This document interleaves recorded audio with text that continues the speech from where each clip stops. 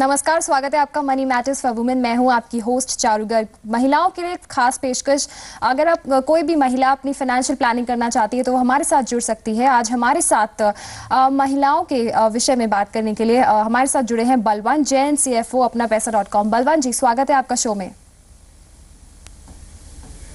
धन्यवाद। चलिए अपने दर्शकों को बता दें, खासकर की महिलाओं को, कि वो हमारे साथ कैसे जुड़ सकती हैं। आपके कोई भी पर्सनल फाइनेंस से रिलेटेड सवाल हैं, आप हमें SMS कर सकती हैं। हमारा कोड है शी, लिखिए, अपना सवाल लिखिए और हमें SMS भेज दीजिए 57575 पर। साथ ही आप हमारे साथ ईमेल के जरिए भी जुड़ सकती हैं she@zenetwork.com पर। चलिए शो को आगे बढ़ाते हैं। हमारी पहली दर्शक हमारे साथ जुड़ी हैं रुचि जमशेदपुर से। रुचि, स्वागत है आपका, पूछिए अपना सवाल। चलिए, लगता है इनसे संपर्क नहीं हो पा रहा है। इन्होंने हमें SMS के जरिए सवाल पूछा है। बलवान जी, इनका सवाल है, ये एक हाउसवाइफ हैं और इनकी एज है 52। इन्होंने 2009 में LIC का जीवन आस्था प्लान लिया था, जिसका ये प्रीमियम दे रही हैं। इन्होंने 5 साल तक प्रीमियम पे किया है, अराउंड 26,000। अब ये जानना चाहती हैं कि ये इस प्लान को कंटिन्यू करें या क्या और ये विकल्प देख सकती हैं। देखिए चारू, ऐसा है कि आप जो प्लान बता रही है जीवन आस्था, वो एनुअल प्रीमियम वाला प्लान नहीं है, वो सिंगल प्रीमियम का प्लान है।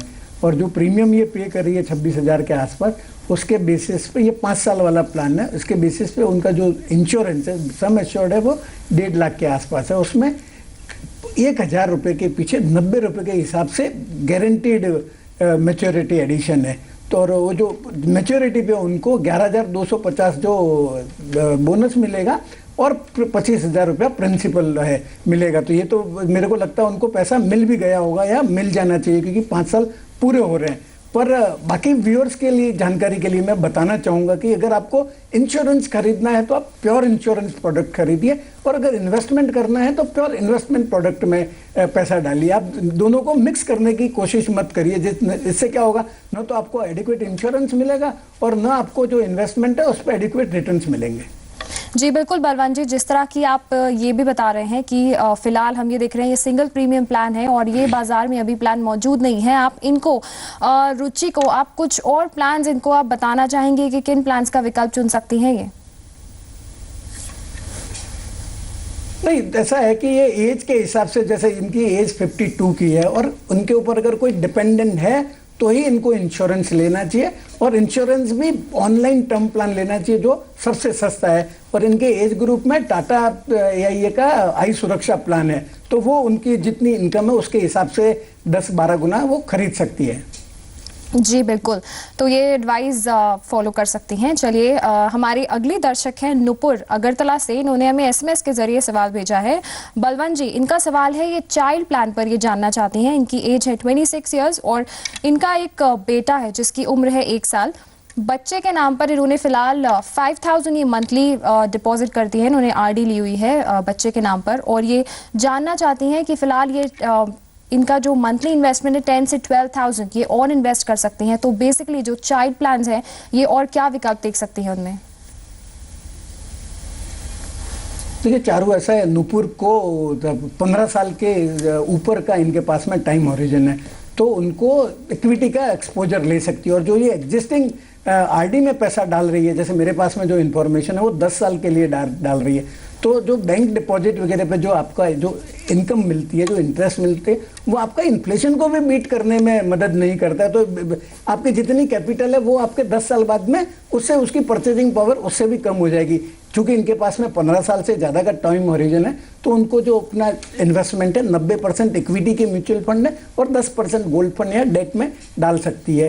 डेट के लिए मैं PPF रेकमेंड करूँगा, और जहाँ तक सवाल इक्विटी इन्वेस्टमेंट का है तो ये मैं 4 फंड सजेस्ट करूंगा। एक ICICI प्रू का फोकस्ड बैलेंस फंड है, UTI अपॉर्चुनिटी फंड है, IDFC का प्रीमियर फंड है, और चौथा SBI का इमर्जिंग फंड है। तो ये SBI इमर्जिंग फंड और IDFC ये मल्टी कैप मिड कैप है, जिसमें लॉन्ग टर्म में बेटर रिटर्न्स आने की उम्मीद है, और वो दूसरे जो फंड्स मैंने बताया वो लार्ज कैप है। जी बिल्कुल, जैसे कि बलवान जी ने बताया कि उन्होंने म्यूचुअल फंड के विकल्प भी दिया और हमारी स्क्रीन पर डिटेल्स आप देख सकते हैं। उन्होंने SBI emerging business, IDFC premier equity, ICICI blue chip जैसे ये फंड बताए हैं, ये विकल्प चुन सकती हैं। फिलहाल कुछ और हम महिलाओं के सवालों को शामिल करेंगे। अभी रुकते हैं एक छोटे से ब्रेक के लिए। आप देखते रहिए मनी मैटर्स फॉर वुमेन।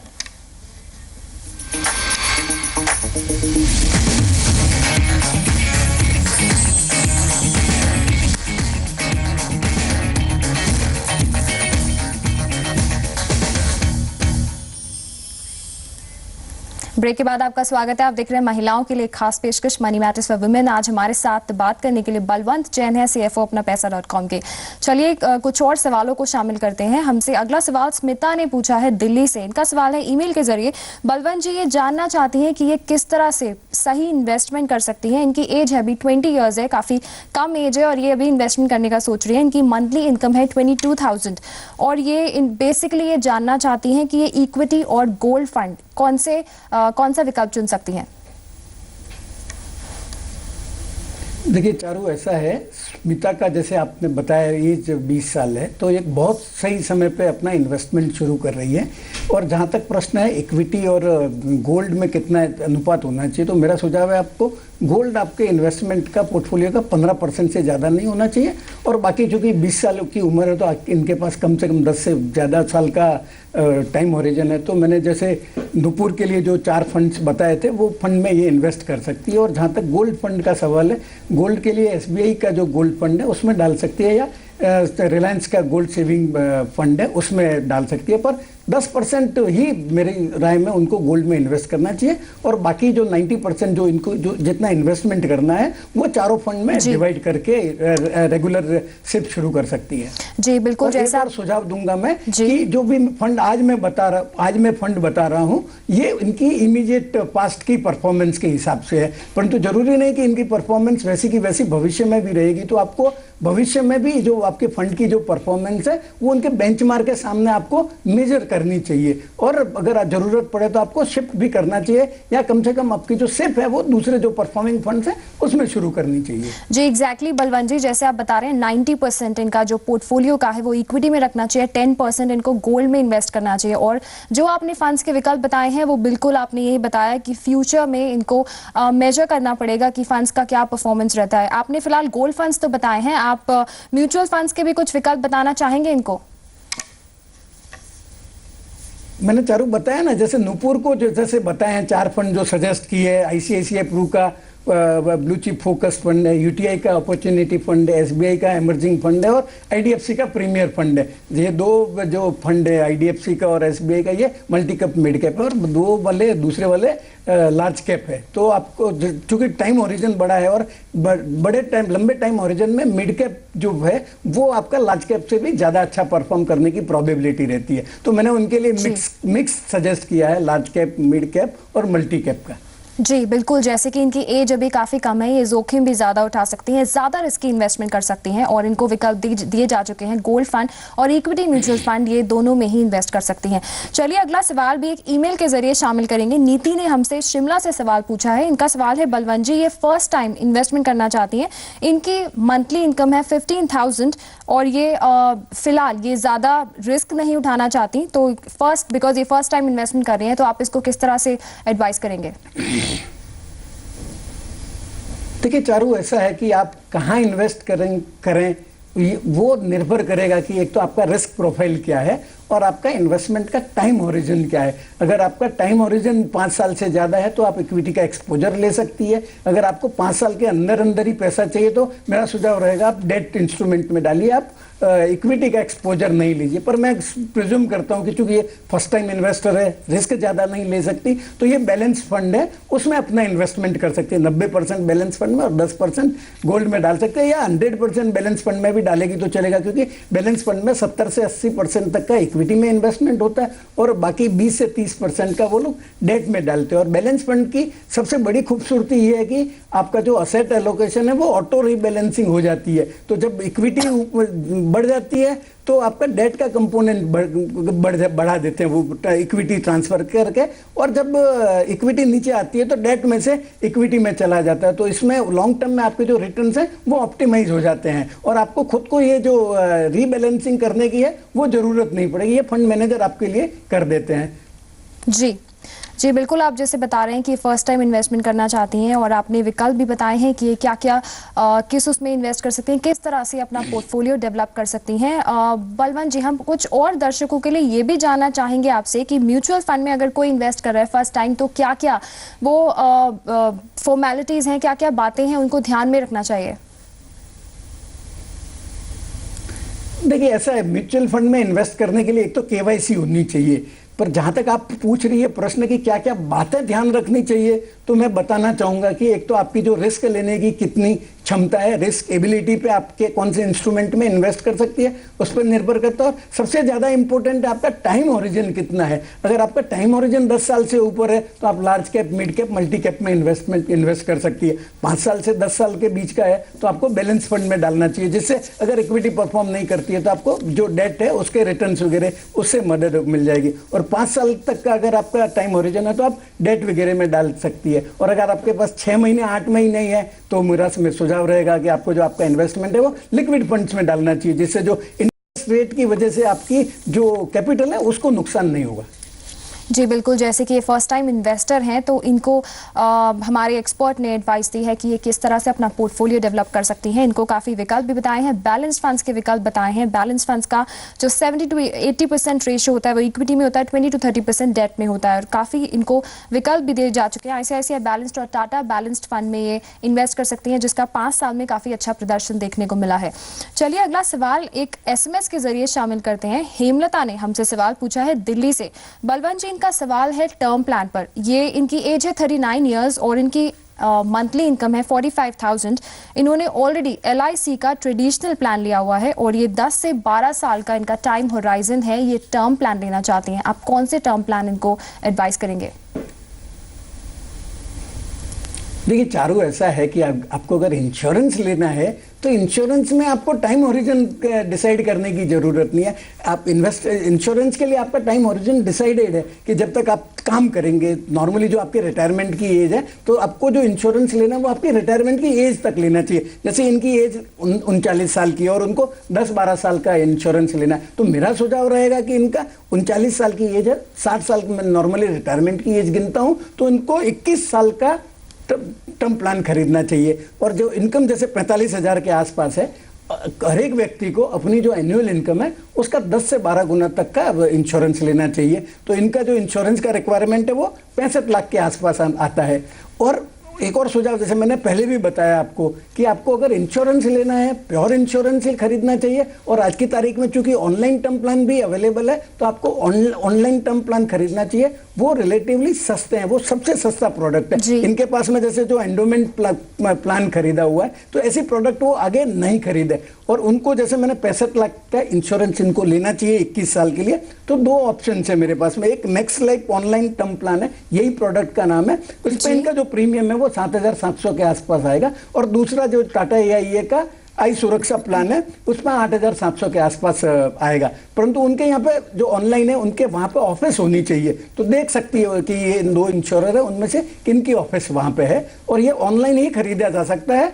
और चूंकि इसमें एजेंट का कमीशन वगैरह नहीं होता है, तो रिलेटिवली बहुत सस्ता, कम से कम 30% के आसपास आपका इंश्योरेंस प्रीमियम कम लग जाता है इसमें। जी बलवंत जी, जैसे आप बता रहे हैं कि ऑनलाइन और ऑफलाइन दोनों ही विकल्प हैं, और ऑनलाइन आपने बताया कि विकल्प उसमें सस्ते हमें विकल्प मिल जाते हैं और उसमें कम प्रीमियम देकर भी आप बीमा कवर ले सकते हैं। और आपने 2 प्लान्स भी सजेस्ट करे हैं। हम और दर्शकों के लिए आपसे ये जानना चाहेंगे, जिस तरह से आपने ऑनलाइन टर्म का ऑलरेडी हमें बताया है, तो ऑनलाइन और ऑफलाइन कौन सा फिर भी दर्शकों को ज्यादा प्रेफर करना चाहिए? मैं बताया ना चारू कि जो ऑनलाइन टर्म प्लान है उसमें क्या है, आप एजेंट की मदद नहीं लेते हैं। ऑफलाइन जो टर्म प्लान खरीदे जाते हैं वो नॉर्मली एजेंट की मदद से खरीदे जाते हैं। तो जो कॉस्ट है मार्केटिंग की, वो इंश्योरेंस कंपनी की बढ़ जाती है। तो जो ऑफलाइन टर्म प्लान है, टर्म प्लान ऑफलाइन भी अवेलेबल है और ऑनलाइन टर्म प्लान भी अवेलेबल है। पर जो प्राइसिंग है, जो ऑनलाइन टर्म प्लान आप खरीदते हैं, उनकी जो प्रीमियम रेट है वो कम से कम 25% से 30% कम होगी एज कंपेयर टू ऑफलाइन। तो आपको ऑनलाइन टर्म प्लान ही खरीद खरीदना चाहिए, वो आपको सबसे सस्ता रहेगा। और ऑनलाइन टर्म प्लान है, वो वेनिला प्रोडक्ट है, आप कोई भी इंश्योरेंस कंपनी से खरीदिए, उसमें आपकी रिस्क कवरी होती है। पर एक मेरा सुझाव रहेगा, आप जब ऑनलाइन टर्म प्लान खरीदें या कोई भी इंश्योरेंस प्रपोजल फॉर्म भरें, आप सब फैक्ट्स ईमानदारी से बता दीजिए। आपकी मेडिकल हिस्ट्री है, आपकी इनकम है, आपकी एग्जिस्टिंग इंश्योरेंस पॉलिसी वगैरह है, तो अगर आपने सब फैक्ट्स ईमानदारी से बता दिए हैं तो इंश्योरेंस कंपनी के पास कोई भी रीजन नहीं रहता है आपका क्लेम रेपुडिएट करने का। और आप ऑनलाइन टर्म प्लान ही खरीदिए, मैं सब व्यूअर को भी यही सुझाव दूंगा। जी बिल्कुल, तो सुझाव दिए जा चुके हैं बलवंत जी ने, जैसे कि बता रहे हैं ऑनलाइन टर्म प्लान के विकल्प काफी अच्छे मिल सकते हैं। हम कुछ और सवालों को भी शामिल करेंगे, अभी फिलहाल एक रुकते हैं छोटे से ब्रेक के लिए और ब्रेक के बाद जल्द लौटेंगे। आप देखते रहिए मनी मैटर्स फॉर वुमेन।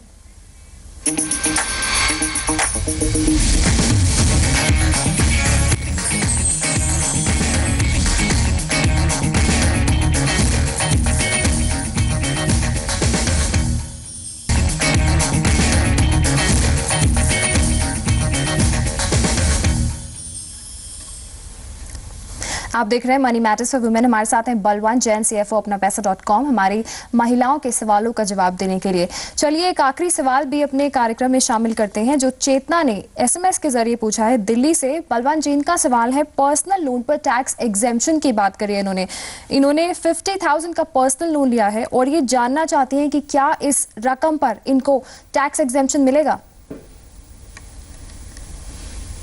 देखिए चारू, ऐसा है कि पर्सनल जो लोन आप लेते हैं, अगर उसको आपने कंजम्पशन के लिए यूज किया है, जैसे आपने कोई हाउस होल्ड आइटम वगैरह खरीदी है या ट्रैवल्स वगैरह पे खर्चा किया है, तो इनकम टैक्स एक्ट में उस पे कोई टैक्स बेनिफिट नहीं मिलता है। परंतु अगर आपने पर्सनल लोन लेके उसका इस्तेमाल या तो बिल्डर को पेमेंट करने के लिए या आपके घर जो खरीदा है उसकी मार्जिन मनी वगैरह के लिए पेमेंट करने के लिए दिया है, और अगर आप बैंक स्टेटमेंट से वो अगर प्रूव कर सकते हैं कि भाई ये जो पेमेंट आया पर्सनल लोन का वो घर खरीदने या रिपेयर वगैरह के लिए गया है, तो जो इनकम टैक्स एक्ट का सेक्शन 24B है उसके तहत आप जो इंटरेस्ट है उसका जो टैक्स बेनिफिट है वो क्लेम कर सकती है। परंतु अगर आप घर उस घर में रहती है तो जो टैक्स बेनिफिट है उसकी सीलिंग है, कुल मिला के आपको एक घर के पीछे 1.5 लाख से ज़्यादा का जो इनकम टैक्स बेनिफिट है इंटरेस्ट का, वो उससे ज़्यादा नहीं मिलेगा। परंतु अगर वो घर आपने किराए पर देखे रखा है तो आप जितना भी इंटरेस्ट है जो रेगुलर होम लोन है और जैसे अगर आपने पर्सनल लोन भी यूज किया है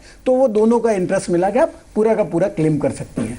जी बिल्कुल, जैसे कि बलवंत जी ने बताया कि पर्सनल लोन पे अगर ये टैक्स एग्जेम्पशन चाहती हैं तो वो इनको नहीं मिलेगा। ये पर्सनल लोन लेकर कंस्ट्रक्शन या होम लोन पर इनको टैक्स छूट मिल सकता है। चलिए फिलहाल इतने ही सवालों को शामिल करेंगे। बलवंत जी, आप शो में शामिल हुए, अपना कीमती समय देने के लिए बहुत बहुत शुक्रिया।